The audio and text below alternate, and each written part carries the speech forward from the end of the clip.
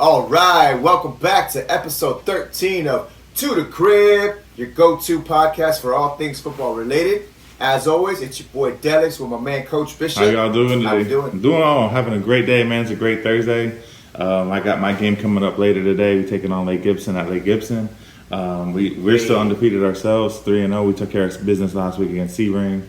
But we got that Thursday night football game here today that I'm also looking forward to when we get finished with our game and handling our business with the Lions and the Green Bay Packers. Huge matchup, divisional matchup for the NFC North. A lot of people are hype on the Lions. They're looking all right. Their defense is looking all right. But the Packers, they're at home. They're going to be fighting for their spot on the top of the NFC North. They've actually been looking all right with some injuries, and they should be getting some key people back. Speaking of that, we'll just talk about it right now. They're going to probably get back Christian Watson, who hasn't played yet, and then also Aaron Jones, thankfully, because A.J. Dillon has been nothing. And then on the Detroit side, they're actually getting back David Montgomery. He's coming back from a thigh injury. So, Coach Bishop, both teams are 2-1.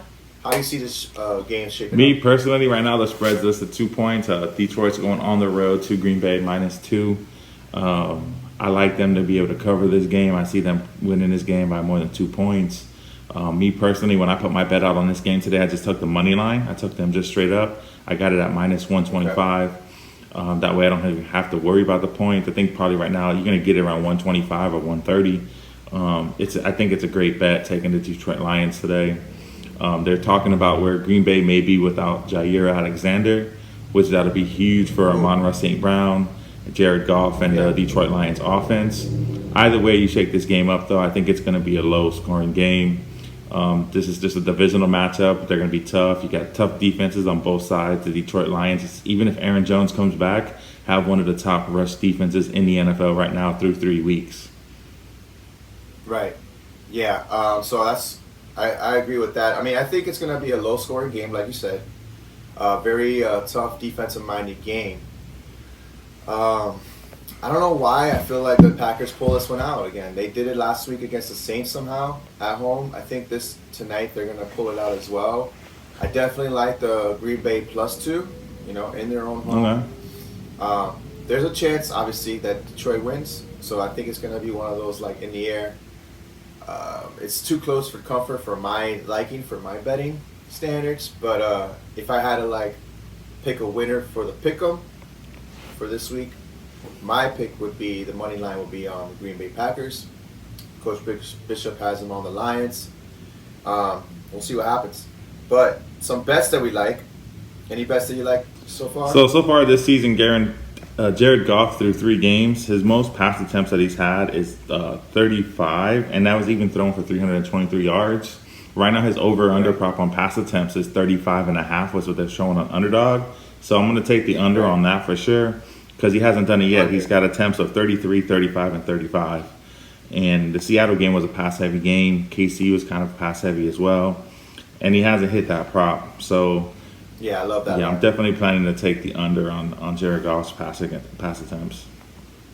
Mm-hmm. Some other ones that I think are doable. I think Jordan Love might be able to sneak out for some rushing yards. They have him at 16.5 rushing yards. I think he's able to break that. All he needs is couple long runs. And then Romeo Doubs is at 39.5 receiving yards. I know Christian Watson is back, which that might actually alleviate some open field for, Romeo Doubs.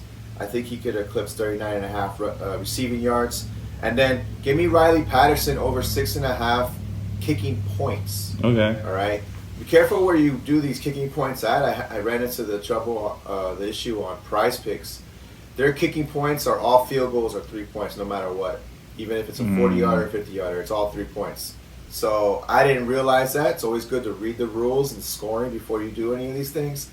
On Underdog, it's kicking points is back to what you're normally used to. 40-yard field goals are 4 points. 50-yard or more is 5 points. Give me Riley Patterson over 6.5 kicking points. I think that's going to be kind of like a defensive battle. Mm-hmm. But there's definitely opportunity for some field goals. I mean, You could do either one, really. If you wanted to do over 1.5 field goals made as well, I think that might be even safer, to be honest. Right. Yeah, I like that. Back to your Jordan Love bet. I mean, in the past 2 games, he's run for 39 and 23. So if you're getting him in the teens, that's a good bet either way. Yeah, it's gonna be a fun game to watch. I'm curious to see how Christian Watson does because I have a few shares of him. So hopefully he comes out blazing. Is there any fringe players that you're considering sitting today?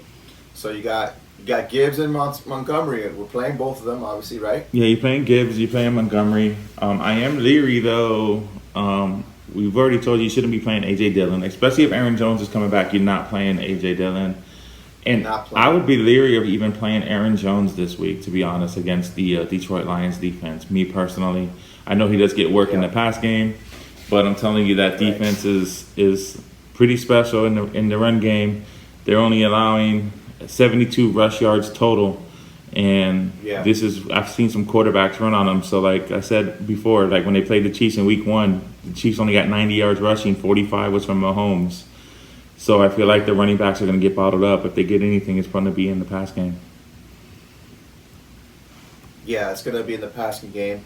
Like we saw what they did to the Atlanta Falcons last week, a predominantly run team with 2 great backs, and neither one of them even got to 40 yards. So, and they did the same thing to Kenneth Walker in that game as well. Kenneth Walker was kind of held in check as well. So when they played Kenneth Walker in week 2.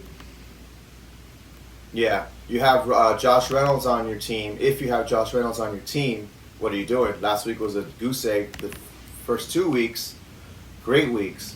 Last week was a goose egg, but we were worried about his injury anyways. What are we thinking today? Are we rolling him out? I mean, if depending on how much depth you have at receiver, if you're in a league we have to play a lot of people, and Jair Alexander's out, you may want to roll him out because it might be wheels up for the pass game. But the Lions just like to keep it on the ground. The Josh Reynolds one is kind of tricky. Like he got 0 love last week, but he was kind of dealing with an injury. So I may sit him. I'm going to lean towards sitting him this week. Yeah, Green Bay has been kind of lenient on the run, so they've been able to let people run on them too. So I could see a good sit here just to see what's going on with that. One more person that's a fringe player for me is Jaden Reed. He's been having a decent, outing, but we keep telling you that his snap percentage has been down, even with Christian Watson out.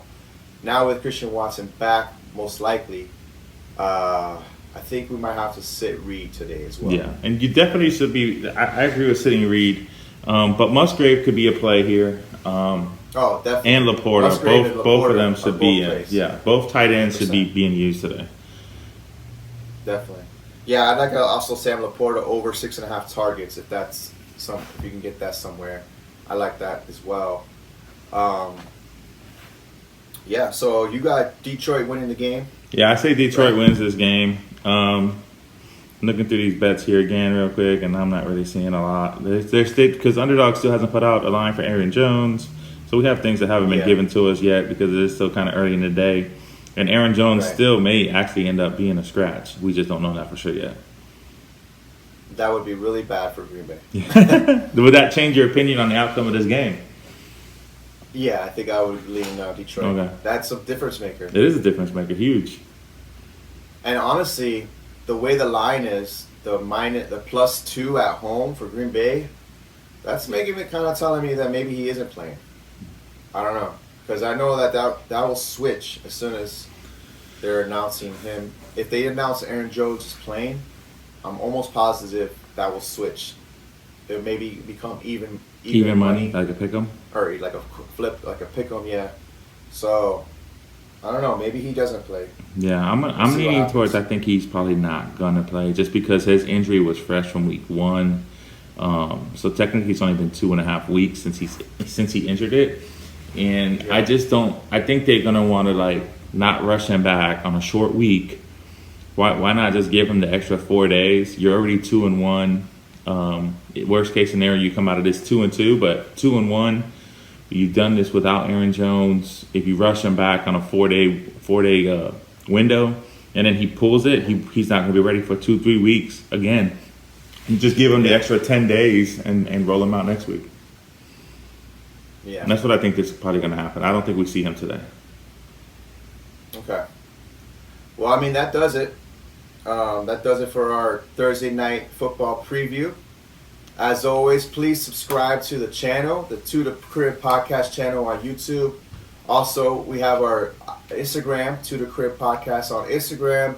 Please hit us up on either one about your start-sit questions or any questions related to fantasy football or betting that you might have this week for week 4. Give us all your questions. We're going to answer them on our next show. The next show is the big one, the preview of the week 4 slate. So then, my name is Delix, my man Coach Bishop. Thank y'all for tuning in. Once again, like us on everything, man. We appreciate you guys and take it to the crib. To the crib!